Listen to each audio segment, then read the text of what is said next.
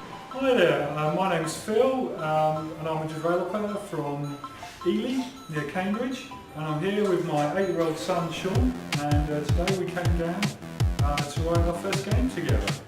And we've had a theme of living in the clouds, and Sean came up with this idea of a guy jumping between clouds and reaching a goal. And we decided to have the idea of the goal being reaching the warmth of the sun. And so you climb up the platforms, jumping until you get to the top. And if you miss a cloud, you die. So it's a nice and simple game, but a little bit of fun. So it's been nice to finish the game in the day, or quite a few hours before the end of the day. And it's all working. Yeah. You enjoy it? It looks cool. So what's the biggest thing that you'll take away from the day, do you think? That it's easily done.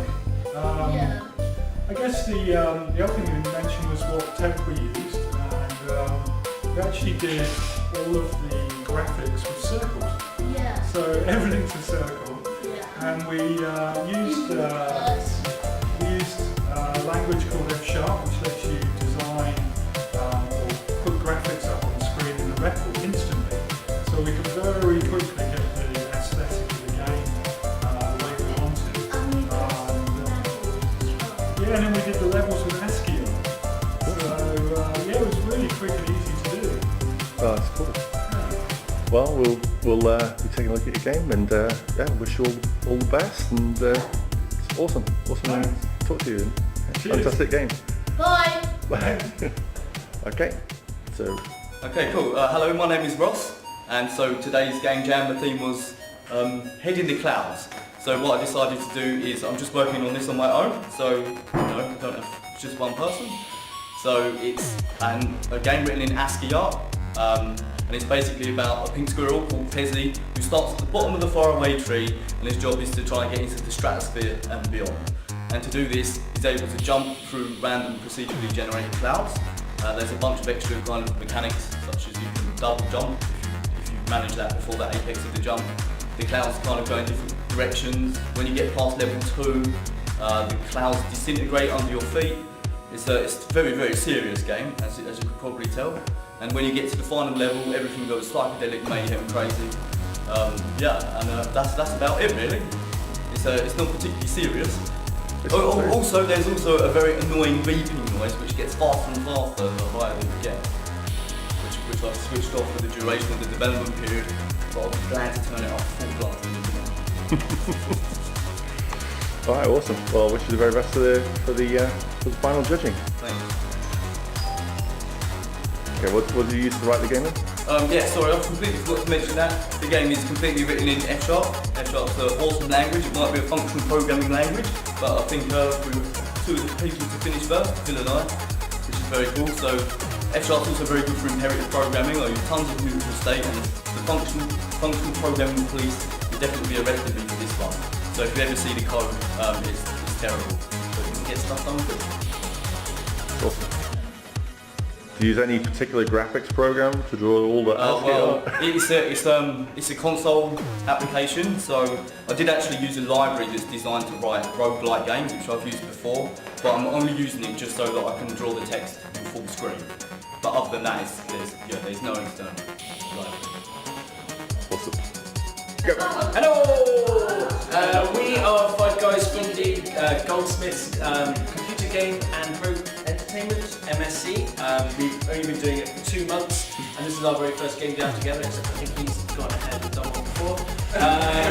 So we decided to build today in Unity with a really, really complex source control system comprised of shouting and sticky notes, which further devolved into more shouting, which was probably the key to our problem. So our game is all about... So our game is all about you're a piece of phishing malware. And the idea is to go across, come out of your home computer, go across the cloud and steal as much data as you possibly can before coming home without dying. Every time you jump into a new cloud server, the antivirus will come and attack you and steal some of your data. You get to 0 data when you're dead. So you only use one resource. Your health is your data, which is your health. It kind of works. The plan was that the further you go, the more you risk, and you start entering to NASA's computers and Pentagon computers, and you start getting the real juicy bits. Yeah. But then you've always got to make it all the way back. Right. So it's a risk and reward system. Yeah. Yeah. So it plays. It was in mock 2D because we haven't quite used Unity all that much. When we got around to doing the UI, it was who's going to do the UI? Yeah. Nobody. Whoever We said didn't no know lost. anything about it. Yeah. What else? Other problems? Andrea spent 3.5 hours shouting at particles. However, they look really good.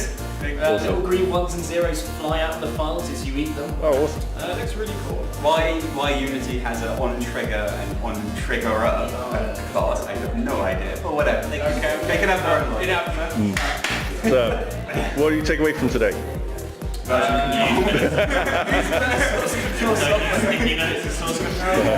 guys. Shouting doesn't make you We had good fun. Yeah. Great. Oh, that's great. Well, thanks, you guys. Good luck with your game. See you next time. Yeah, that's it. Or next time. Hi, so my name is Quang, and the game I made is called Bears That Care. Basically, your teddy bear wants to be a Care Bear, so he's trying to live in the cloud. But unfortunately, the cloud he's living on keeps disintegrating, so he has to keep rebuilding it. He has to collect snowflakes to create more material to make new clouds. And unfortunately, there's an evil, mean bird that keeps coming across the screen and just going through his home. So the aim of the game is to stay living on your cloud as long as possible. So, what sort of technologies are you to build it? So the game is written in a language called GL Basic. It's very much similar in like Dark Basic and Blitz Basic. It's a cross-platform language.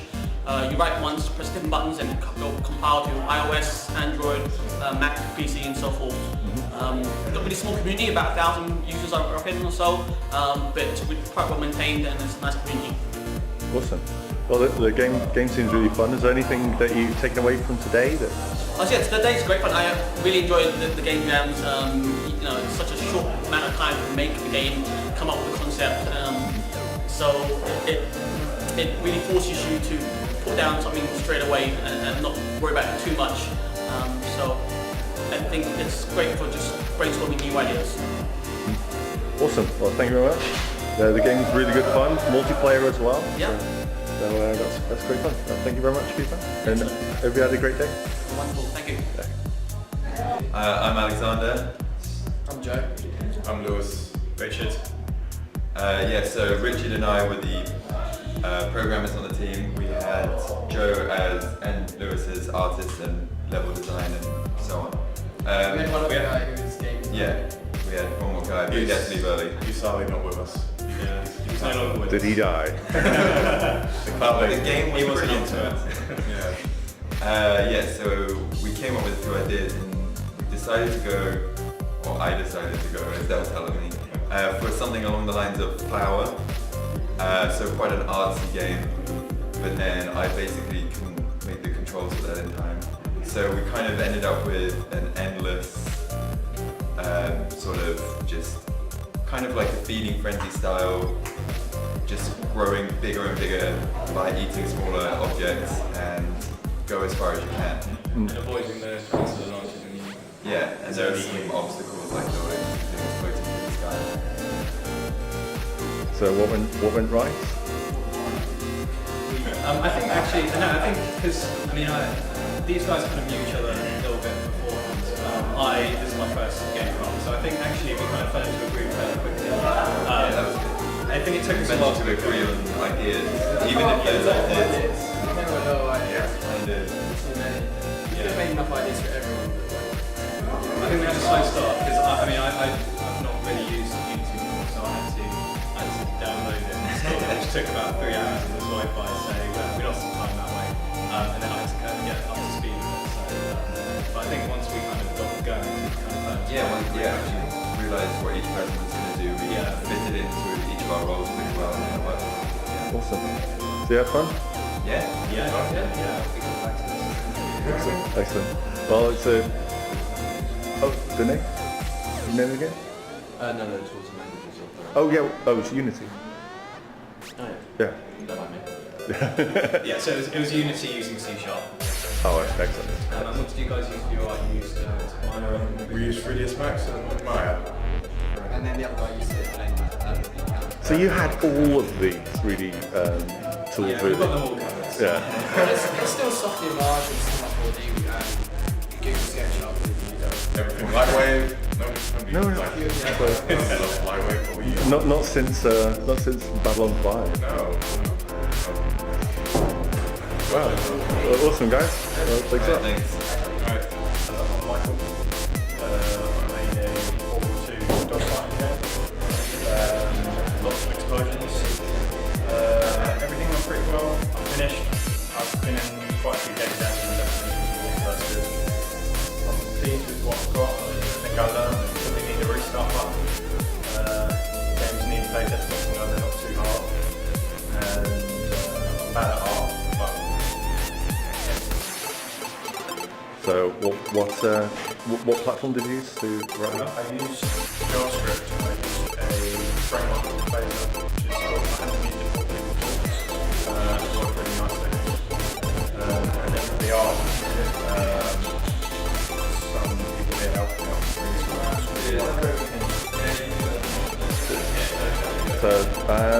So yeah, so the game looks really cool. So you can fly around.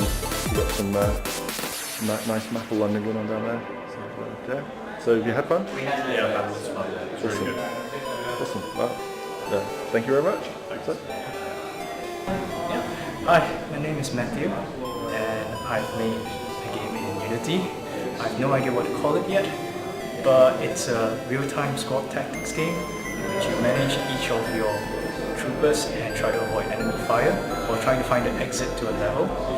The reason why you're being sent down into those ruins is because you need to get fuel and resources for your airship to continue running, hence the theme. So one of the great challenges in trying to finish this game was trying to finish what I actually intended to do. It's because of in the squad tactics game, we've got a lot of things to do with. We've got interesting stuff on line of sight, we've got enemy AI, and you've got if you had the chance to possibly generate your rules and dungeon rules. Now, I managed to get 1 or 3 of those perfectly how I wanted, so I actually had the rules generated the way I wanted, the line of sight working. The issue is that I ran out of time trying to implement enemy movement, so that all those slime monsters that you see inside, they're not moving. But they do fire deadly projectiles which you have to avoid. So that's it. So is there anything you would take away from today? Better time management. And try not to bite off more than I can chew, I guess. But it's been fun, and I've learned all about essentially line of sight and shadow casting. It's good stuff. Yeah, well, your game looks really interesting, nice and tactical. I quite like that. Yeah. It reminds me of like other games as well. So it steps in the right direction. Thank you. Well, thank you very much. I'm glad you enjoyed the day, and good luck with the scoring. Thanks. Thank you for organizing this. Okay. So, hi, I'm Ronan. I'm working on the Cloud Virus game. Basically, the team was living in the cloud, and instead of taking it literally, we went with the cloud as applications. So, this team, we worked on an HTML5 game, which is basically, how can I define it? It's a competitive platform game where 2 players play as a virus, and the goal of this virus is to infect all the applications in the cloud. So how do we do it? It's pretty simple. It's like Super Mario actually. You just control your virus and then you jump on an application or an antivirus and then you get control of it. But it becomes funny because when you start controlling an an application, you become the virus. This application becomes a virus, and then you are a legion because you are like 5 different instances of your own character which are responding to the exact same controls. So the really funny thing is about like overwhelming your enemy so you can absorb and win. So what technologies did you use? So yeah, we went with HTML5. So it's basically just JavaScript and just throwing stuff in Canvas. The biggest problem we had was about implementing a physical engine because I used what I call my creator engine, which is just a set of classes from the previous projects I've worked in. And because of that, there's no physics implemented, so biggest task today was to implement physics. And it's still a little bit dodgy, so it's very funny to learn and to see, okay, maybe it's that way, maybe it's not. And then sometimes you see some virus flying to the sky, and like, yes, I knew that, but not the good way. So, yeah, the big task was to implement physics engine without using any physics engine, which is not very clever, but I wasn't prepared for this. Well, I'm just trying to find a solution, and that's very great. That's cool. What would you take away from today? Learn how to use physics engine. Wise words. All right, thank you very much. Thank you. Hope you enjoyed the day, and your game's pretty cool. Snowflakes, so they're procedurally generated, but they're in effect circles. Right. That's really cool. There's a mathematical formula, I don't know if you've seen it called snowflakes, fractal. Right.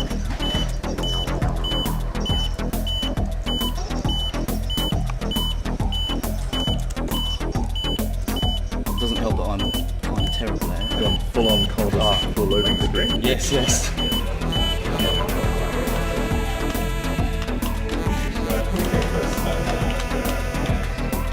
Oh no. Oh! Jenny for the win!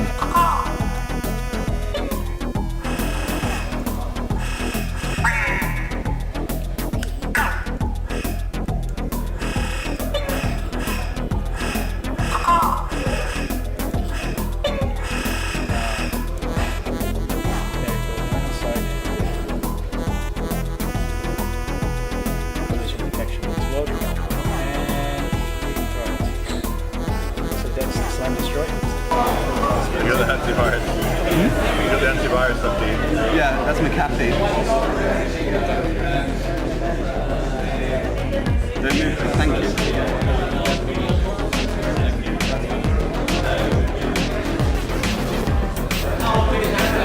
No, okay. That one's 2.5, kind of.